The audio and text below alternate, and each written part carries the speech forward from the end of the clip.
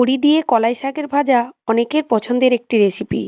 বাজার থেকে আনা কলাই শাকের পুরো অংশ নিতে নেই, ডোগার দিকটা আর কিছু নরম নরম পাতা নিলে শাক ভাজাটা খুব নরম ও মিষ্টি খেতে হয়।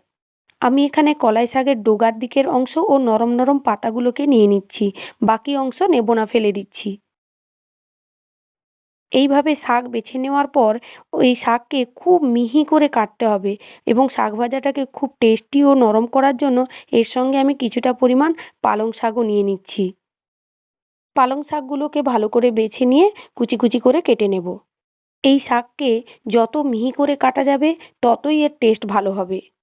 এইভাবে শাকগুলোকে মিহি করে কেটে নেওয়ার পর একটি বড় পাত্রে শাকগুলোকে দিয়ে জল দিয়ে ভালো করে চটকে চটকে ধুয়ে নেব। বড় পাত্রে চটকে চটকে ধুয়ে নিলে শাকে থাকা বালিগুলো জলের তলায় থিতিয়ে পড়বে।